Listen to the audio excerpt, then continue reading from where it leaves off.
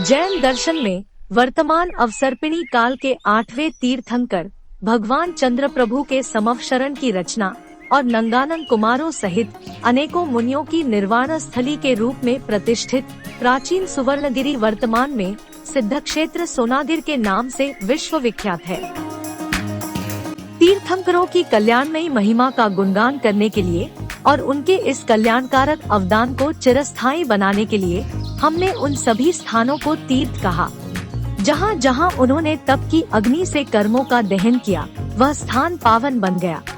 जहाँ उन्हें बोधि ज्ञान की प्राप्ति हुई, उस स्थान की वंदना हमारे जीवन का सर्वोच्च लक्ष्य बन गया। और वह स्थान भी हमारे लिए पूज्य है, जहाँ से किसी पवित्र आत्मा ने अपने कर्मों का नाश कर मोक्ष लक्ष्मी को प्राप्त किया। इस पर्वत से नंग और अनंग कुमार सहित अनेकों मुनि निर्वाण को गए। अष्टम तीर्थंकर चंद्र प्रभु भगवान का दिव्य विभूतिमय समवशरण भी इस पवित्र पावन धाम पर आया था। इसीलिए यह पवित्र भूमि जैनों की ही नहीं जन जन की पूजनीय बन गई है। प्राचीन जैन साहित्य में वर्तमान सोनागिर के लिए श्रमणगिरी, स्वर्णगिरी, सोनागिर आदि शब्द मिलते हैं। जिस पवित्र भूमि के किसी विशिष्ट अतिशय ने तीर्थंकर और मुमुक्षुओं को अपनी ओर आकर्षित किया, श्रद्धालुओं को अधिक श्रद्धायुक्त बनाया या धर्म प्रभावना के चमत्कारों से चमत्कृत होकर जन जन श्रद्धालु बन गए, वह भूमि भी कम पवित्र नहीं होती। इसीलिए यह भूमि अतिशय क्षेत्र और सिद्ध क्षेत्र के रूप में हमारी श्रद्धा का स्थान बनी। मंदिर क्रमांक 67 तीर्थंकर महावीर प्रभु को समर्पित पूर्वाभिमुखी इस मंदिर में कायोत्सर्ग मुद्रा में अति प्राचीन शैली में निर्मित 19वीं शताब्दी की प्रतिमा जी विराजमान है। पर्वत के शिखर पर तीर्थंकर चंद्रप्रभ की 3री शताब्दी की एक विशालकाय प्रतिमा और उसके समीप स्थित नंगानन कुमारों की छतरी पर्वत के मूल देवालय है। 3री शताब्दी के उपरांत पर्वत पर शनैः 77 मंदिरों और पर्वत की तलहटी में कुल 27 मंदिरों का निर्माण हुआ। इस दौरान तीर्थंकरों एवं विभिन्न मुनि महाराजों को समर्पित चरण युगल युक्त छत्रियां भी अस्तित्व में आईं। पर्वत एवं उसकी तलहटी में धार्मिक निर्माण कार्य अद्यतन जारी है। इस समग्र निर्माण कार्य में दतिया रियासत का धर्म सहिष्णु राज्याश्रय, भट्टारकों एवं मुनि महाराजों की प्रबल प्रेरणा, श्रेष्ठियों एवं संघपतियों का उदार मना अर्थ अर्पण, शिल्पियों का कुशल परिश्रम एवं निपुणता और श्रावकों की अगाध श्रद्धा माध्यम बनी। पर्वत के सभी मंदिर वर्तमान में सफेद रंग से सराबोर होते जा रहे हैं और इसी कारण इस पर्वत की स्वर्णमय आभा दूर से ही दृष्टि गोचर होकर मन को भाव विभोर कर देती है। मंदिर क्रमांक 68 तीर्थंकर महावीर प्रभु को समर्पित पूर्वाभिमुखी इस मंदिर की वास्तु योजना में बड़े वर्गाकार कक्ष का प्रावधान हुआ है। गर्भगृह में महावीर प्रभु विराजमान है। प्रशस्ति अंकन में वैशाख वदी 15 शुक्रवार संवत 1205 यानी सन 1148 की तिथि और पद्म नंदी देव का उल्लेख हुआ है। मौर्य राजवंश के समय यह क्षेत्र उनके अधीन रहा था, क्योंकि मौर्य काल में सोनागिर के समीपस्थ दतिया जिले में स्थित गुर्जर और ग्वालियर जिले में स्थित पवाया प्राचीन पद्मावती महत्वपूर्ण स्थल रहे थे। सोनागिर के समीप बड़ौनी से प्रारंभिक ऐतिहासिक काल से लेकर गुप्त काल और उसके बाद तक की अनेकों महत्वपूर्ण पुरासामग्री प्राप्त हुई है।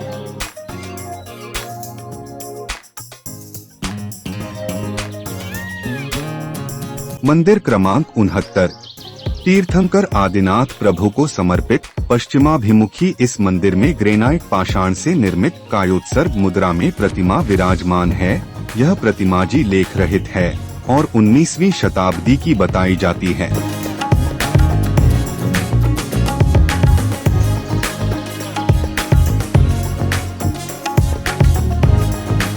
मौर्य काल के उपरांत यह क्षेत्र क्रमशः शुंग, कुषाण, नाग, गुप्त, हूण, पुष्यभूति राजवंश के अधीन रहा। पूर्व मध्यकाल में यह क्षेत्र क्रमशः गुर्जर, प्रतिहार, कच्छप घात, तोमर राजवंश के अंतर्गत रहा। आधुनिक काल में यह क्षेत्र सिंधिया राजवंश, तदुपरांत ओरछा की बुंदेल रियासत और तत्पश्चात दतिया रियासत के अंतर्गत रहा। दतिया में अपनी रियासत की स्थापना राजा भगवान राव ने 20 अक्टूबर सन 1626 में की थी, जो ओरछा छोड़कर दतिया में आ बसे थे। राजा भगवान राव मुगलों के अधीन थे और उनके कई युद्ध अभियानों में भी उन्होंने महत्वपूर्ण भूमिका निभाई थी, जिसके फलस्वरूप उन्हें भांडेर परगना का नियंत्रण भी दे दिया गया था। सोनागिर के विकास में दतिया रियासत का महत्वपूर्ण योगदान रहा था। सोनागिर से विदित कई अभिलेखों से ज्ञात होता है कि यहाँ के भट्टारकों की प्रेरणा से इस रियासत के राजाओं ने सोनागिर में कई मंदिरों का निर्माण करवाया था। सोनागिर के प्रति इन राजाओं का रुख हमेशा धर्म सहिष्णु रहा था। बुंदेलखंड की भूमि सदैव पुण्य भूमि रही है। यहाँ की जनता सदैव धर्म प्रिय रही है। इसी कारण 8वें तीर्थंकर भगवान चंद्र प्रभु का समव शरण यहाँ अनेकों बार आया और कोटि कोटि मुनीश्वरों ने धर्मोपदेश श्रवण कर ज्ञानेश्वरी दीक्षा धारण कर तपश्चरण किया और निर्वाण पद प्राप्त किया। उनकी चरण रज से इस क्षेत्र का कण कण पवित्र हो गया है। तीर्थंकर चंद्र प्रभु के समव शरण में ही इस सोनागिर क्षेत्र पर नंद कुमार अनंत कुमार ने अनेक राजाओं के साथ ज्ञानेश्वरी दीक्षा ली और कठिन तपस्या करके इसी क्षेत्र से निर्वाण प्राप्त किया। यह क्षेत्र सिद्ध क्षेत्र के ही रूप में नहीं बल्कि सिद्धों की नगरी के रूप में पूजित है। यहाँ स्थित इस बड़ी शिला पर पत्थर से प्रहार करने पर यह बजने लगती है, इस कारण इसे बाजनी शिला कहा गया। इस संदर्भ में कथा है कि एक मुनिराज यहाँ तपस्या कर रहे थे। यह शिला उनके सिर पर गिर पड़ी और उनका सर पत्थर में धंस गया और शिला वहीं स्थिर हो गई और उसमें सिर के बराबर का गड्ढा हो गया। अलौकिक सौंदर्य से घिरा हुआ सोनागिर तीर्थ क्षेत्र श्रावकों को ही नहीं बल्कि देवों को भी अपनी ओर आकर्षित करता है। यही कारण है जो आए दिन यहाँ देवकृत अतिशय होते ही रहते हैं। यहाँ स्थित गुफा वर्तमान में रिक्त है। उसमें चरण युगल बने हुए हैं। वस्तुतः एक बड़ी शिला को चारों ओर से दीवार से घेरकर उसे गुफा का रूप दे दिया गया है। इसमें एक संकीर्ण प्रवेश द्वार भी बना हुआ है।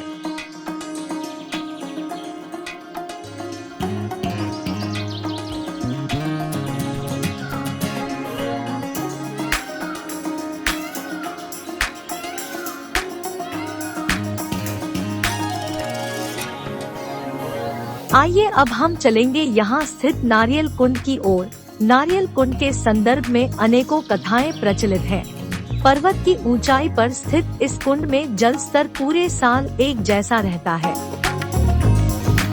कुंड के बारे में कथा है कि किसी समय उस जगह पर एक मुनिराज विराजमान थे। उनके दर्शन हेतु कुछ श्रावक उनके समक्ष आए। उनमें एक दर्शनार्थी के बालक को प्यास से आतुर देख मुनिराज ने यात्री से नारियल फोड़ने को कहा, जिसे फोड़ते ही नारियल के आकार का कुंड बन गया और उसमें जल उमड़ आया। आज भी इस कुंड से जो जल का रिसाव होता है वह जल बहकर पर्वत के नीचे जाता है और तालाब का रूप ले लेता है, जिससे पर्वत के चारों ओर सदैव हरियाली बनी रहती है। यह भी एक अतिशय ही है। एक किंवदंती यह भी है कि पुत्र की कामना करने वाले यदि मनोयोग पूर्वक तीर्थंकर चंद्रप्रभ का ध्यान कर एक बादाम इस कुंड में डाले और वह बादाम ऊपर तैरने लगे तो अवश्य ही पुत्र लाभ होगा।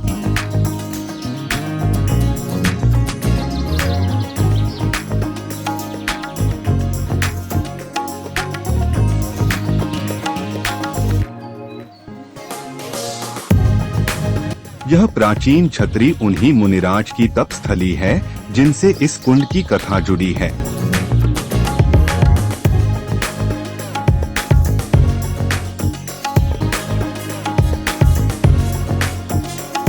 आइए अब हम चलेंगे मंदिर क्रमांक 70 की ओर।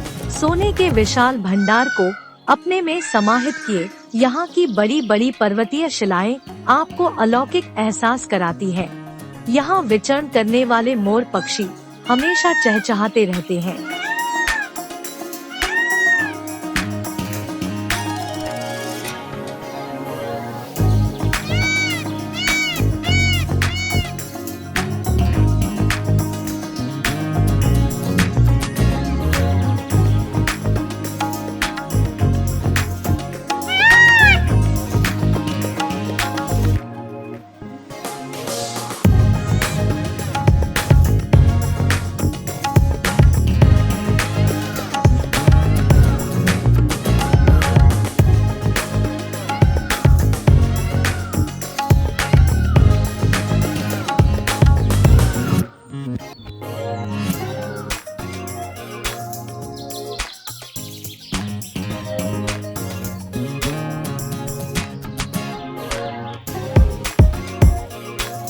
मंदिर क्रमांक 70 तीर्थंकर पार्श्वनाथ प्रभु को समर्पित पूर्वाभिमुखी इस मंदिर के गर्भगृह में ग्रेनाइट पाषाण से निर्मित 7 सर्पफलों की छत्रावली से शोभित कायोत्सर्ग मुद्रा में प्रतिमा विराजमान है। यह प्रतिमाजी लेख रहित है और 19वीं शताब्दी की बताई जाती है।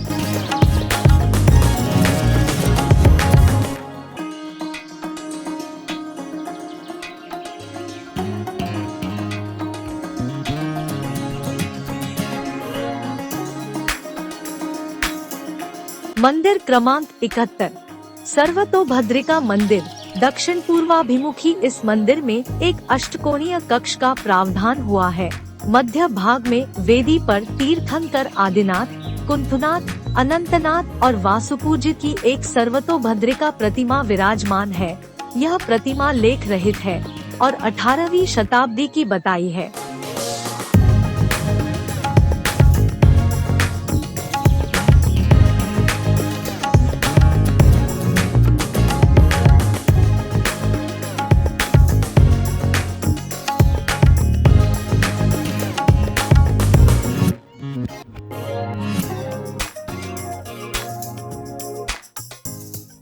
मंदिर क्रमांक 72 तीर्थंकर पार्श्वनाथ प्रभु को समर्पित पूर्वाभिमुखी इस मंदिर के गर्भगृह में कायोत्सर्ग मुद्रा में प्रतिमा विराजमान है, जिनकी प्रतिष्ठा चंदेरी नगर के श्री सभा सिंह ने परिवारजनों सहित सन 1827 में करवाई थी।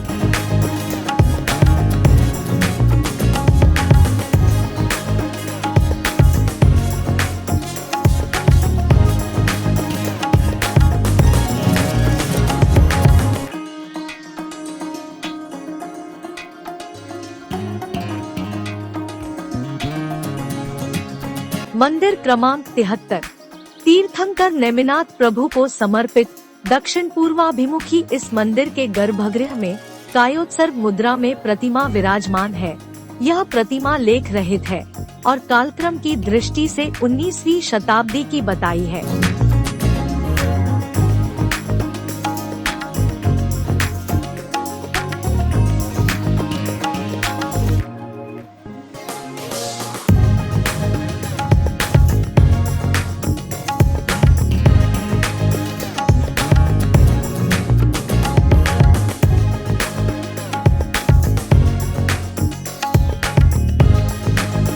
मंदिर क्रमांक 74 मूल नायक महावीर प्रभु को समर्पित इस मंदिर में कई कक्ष निर्मित हैं, जिनमें कुल 10 वेदियां बनी हुई हैं। इस मंदिर की आधारशिला 12वीं शताब्दी की बताई जाती है और सोनागिर पर्वत पर विद्यमान हर मंदिर का अब तक कई बार जीर्णोद्धार हो चुका है। इस वेदी पर तीर्थंकर महावीर प्रभु की पद्मासन प्रतिमाजी विराजमान है, जिनकी प्रतिष्ठा भट्टारक श्री देवेंद्र भूषण के निर्देशन में खंडेलवाल, जायसवाल और बहरिया तीनों उपजातियों ने मिलकर सन 1781 में करवाई थी। इस वेदी पर तीर्थंकर महावीर प्रभु की कायोत्सर्ग प्रतिमाजी विराजमान हैं, जिनकी प्रतिष्ठा 12वीं शताब्दी की बताई जाती है।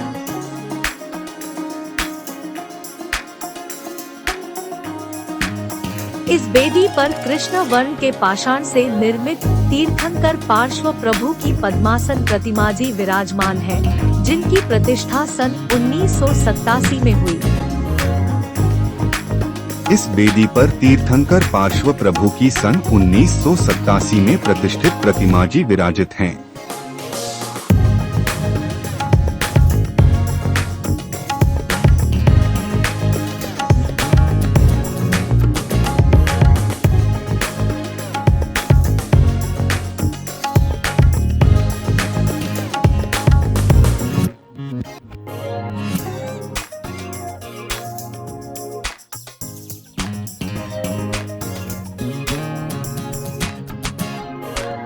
संगमरमर से निर्मित इन प्रतिमाजी में तीर्थंकर पार्श्वनाथ प्रभु को 11 सर्पफलों की छत्रावली से शोभित पद्मासन मुद्रा में दिखाया गया है।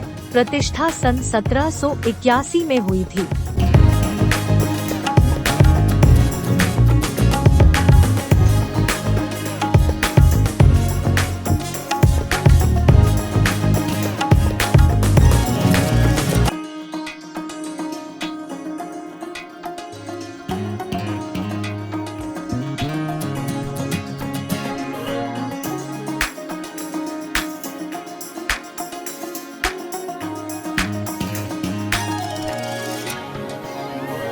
इस वेदी पर तीर्थंकर शांतिनाथ प्रभु की पद्मासन मुद्रा में प्रतिमा जी विराजित हैं, जिनकी प्रतिष्ठा सन 1964 में हुई थी।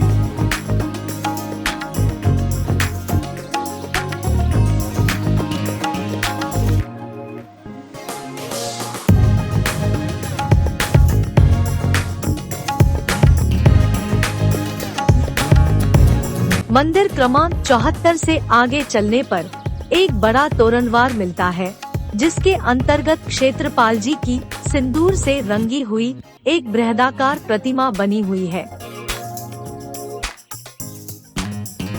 मंदिर क्रमांक 75 तीर्थंकर चंद्र प्रभु को समर्पित इस प्राचीन मंदिर में प्रतिमा जी की स्थापना मूल संघ के साधु घोघ की पत्नी पलही ने सन 1293 में करवाई थी।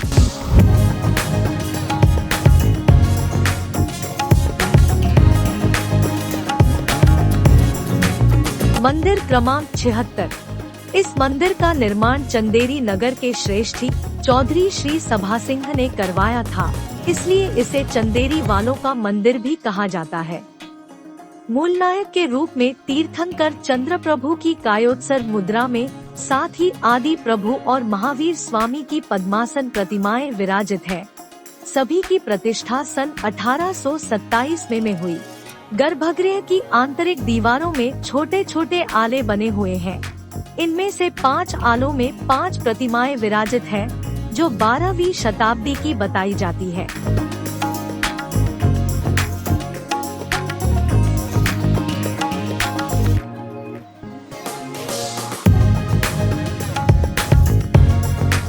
मंदिर क्रमांक 77 तीर्थंकर महावीर प्रभु को समर्पित इस मंदिर में 9वीं शताब्दी की सिंहासन सहित अति प्राचीन प्रतिमा जी विराजमान हैं।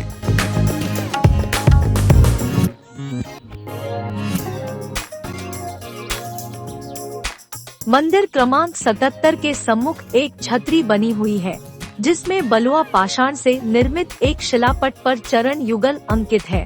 सन 1833 में इनकी प्रतिष्ठा का उल्लेख हुआ है।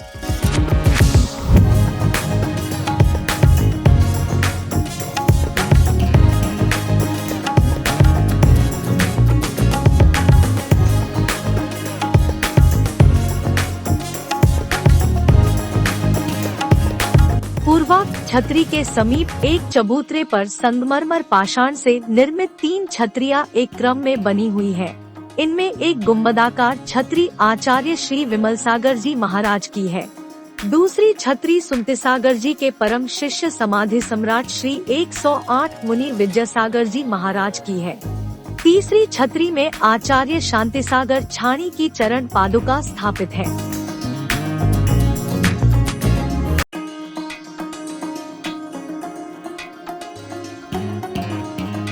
सोनागिर स्टोरी के प्रथम 4 भागों में पर्वत पर स्थित 77 मंदिरों की वंदना पूर्ण हुई। अब अगले भागों में हम आपको सोनागिर तलहटी पर विद्यमान 28 जिन मंदिरों के दर्शन और सोनागिर पर्वत की संपूर्ण परिक्रमा करवाएंगे। आप चैनल पर बने रहिएगा और आपके सुझाव से हमें जरूर अवगत कराइएगा, ताकि हम और अच्छे वीडियो आपके समक्ष प्रस्तुत करते रहें।